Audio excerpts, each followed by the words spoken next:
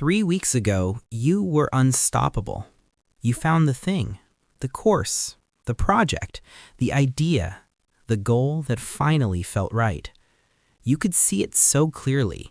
The person you would become, the life you would build, the moment when everything would finally click into place. You bought the equipment, you made the schedule, you told people about it. You started with a fire in your chest that burned so hot you could not sleep. You thought to yourself, this time is different. This time I can feel it. This time I am actually going to follow through. And for a while, you did. Day 1 was electric. Day 3 was exciting. Day 7 was still good. Day 14, something started to shift. The fire dimmed.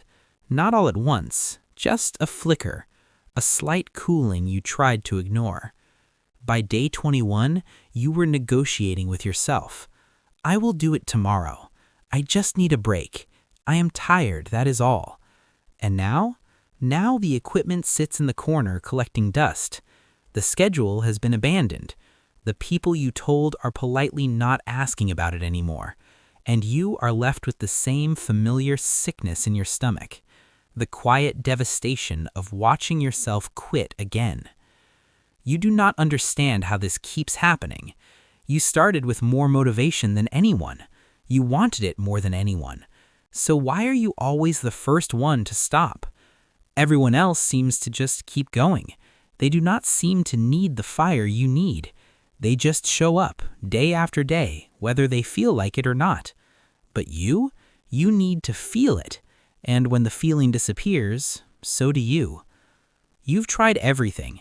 Discipline, accountability partners, habit trackers, motivational videos at 5 a.m., punishing yourself, rewarding yourself. Nothing works for long. And so you have reached the only conclusion that seems to make sense. Something is wrong with me. I am lazy. I am broken. I am just not built for success. But here's what I need you to understand before you close this video. What if that conclusion is completely wrong? What if you are not lazy? What if you are not broken? What if your brain is simply running on a completely different operating system than the people you keep comparing yourself to? What if the reason you lose motivation faster is not because you have less willpower, but because you have been using the wrong fuel entirely? Let me show you something that might change everything. There are 2 types of brains in this world. Most people never realize this because we assume everyone works the same way. We assume that motivation is universal, that discipline looks identical in every mind, that success follows the same formula for everyone. But neuroscience tells a different story. The first type is what I call the importance brain. People with this brain are motivated by things that should be done. They make a list, and the list creates motivation. They set a goal, and the goal pulls them forward. They are able to do things simply because those things need to be done. Importance is enough fuel for their engine. When they decide to go to the gym, the decision itself generates the energy to go. When they commit to a project, the commitment sustains them through the boring middle. They do not need to feel like doing something. They just need to know they should do it. And somehow that is enough. But then there's the second type, the interest brain. And if you are watching this video, I suspect this is you. People with an interest brain are not motivated by importance. They are not moved by should. Their brain requires different fuel entirely. And that fuel comes from 4 very specific sources: interest, challenge, novelty, urgency. If one of these 4 things is present, you become superhuman. You can work for 12 hours without eating. You can learn a skill in a week that takes others months. You can produce work so brilliant it shocks even you. But if none of these 4 things are present, you cannot make yourself do the simplest task. Not because you are weak, but because your engine has no fuel. You are not lazy.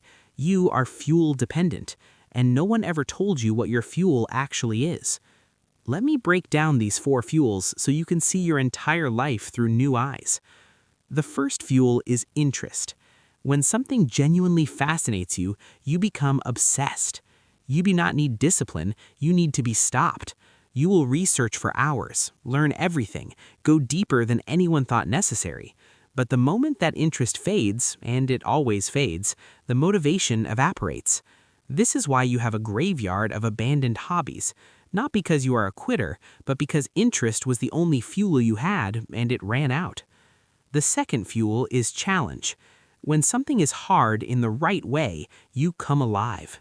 Your brain loves problems, puzzles, things that require you to figure them out.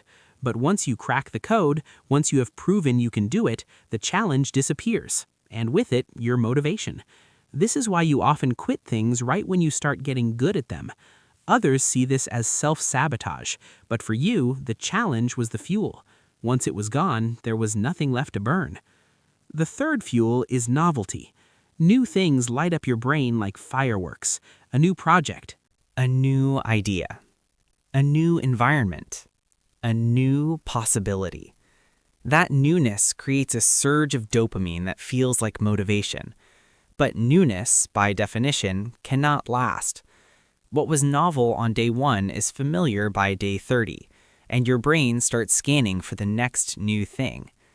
This is why you jump from idea to idea, not because you lack commitment, but because your brain is starving for novelty and will go find it wherever it can. The fourth fuel is urgency. Deadlines transform you. When something is due tomorrow, you can suddenly do in 4 hours what you could not do in 4 weeks. You have written entire papers the night before they were due. You have completed projects minutes before the deadline. You have done your best work in a state of controlled panic. Others call this procrastination, but for you, it is something else entirely. Your brain does not release the fuel until the urgency is real, until the deadline creates actual consequences, until there's no more time to wait. This is not a character flaw. This is neurological reality. Now here is why this matters. Every piece of productivity advice you have ever received was designed for importance brains. Set goals, make plans, break it into small steps, just be disciplined. This advice works for them because importance is their fuel, but you have been trying to run your engine on a fuel it cannot burn. And every time you fail, you blame yourself. You think you aren't trying hard enough. You think you need more willpower. You think something is fundamentally wrong with you. But the truth is simpler and more liberating. You were never given the right instructions for your brain. So what do you do now? You stop trying to become an importance brain. You will never be motivated by should. You will never be able to just decide to do something and have that decision sustain you. That is not how you are built, and fighting your own wiring is a war you will always lose. Instead, you learn to engineer your life around your actual fuel sources. If interest is your fuel, you stop forcing yourself to stick with things that no longer fascinate you. You give yourself permission to explore. You design a life with enough variety that your interest can rotate without destroying everything. You stop calling yourself a quitter and start calling yourself an explorer. If challenge is your fuel, you make things harder on purpose. You add constraints. You set ambitious targets. You find ways to make the boring parts into games. When something becomes too easy, you do not shame yourself for losing motivation. You find the next level. If novelty is your fuel, you build newness into your routines. You change your environment regularly. You approach old tasks from new angles. You give yourself permission to reinvent your systems every few months. You stop expecting yourself to do the same thing the same way forever. That was never realistic for your brain. If urgency is your fuel, you stop pretending you will start early. You engineer real deadlines. You create external accountability with real consequences. You use the panic, but you structure it so it does not destroy you. You work with the wave instead of pretending you can swim without it. This is not cheating. This is intelligence. This is finally treating your brain as it actually is instead of how you wish it would be. Now let me tell you the part that nobody talks about. You will still have hard days. You will still abandon things sometimes. You will still watch the fire die and feel that familiar grief. But here is what changes. You stop making it mean something about your worth. You stop interpreting every loss of motivation as proof that you are fundamentally broken. You start to see it for what it actually is, a brain that needs specific fuel, running low, needing a refill. That is not a moral failure. That is just maintenance. And you can learn to maintain yourself. You can learn to see the dip coming before it arrives. You can learn to inject novelty before things go stale. You can learn to add challenge before you master something and lose interest. You can learn to create urgency before the deadline creates it for you. You can learn to follow your interest without guilt, knowing that your path will be wider than others but no less valid. This is not a cure. It is a way of living. A way of working with your wiring instead of against it, a way of finally being on your own team. So here is what I want you to remember the next time you feel the fire dying. You are not watching yourself fail again. You are watching your brain signal that it needs different fuel. That signal is not weakness, it is information, and now you know what to do with it. You were never lazy, you were never broken, you were never less than the people who seem to just keep going. You were just running on different fuel, and nobody ever told you where to find it. Until now. The graveyard of abandoned projects behind you is not evidence of your failures. It is evidence of how many times you tried without the right information. It is proof that you kept showing up, kept starting, kept believing that maybe this time would be different. That is not weakness. That is the deepest kind of strength. And now, with this understanding, this time actually can be different.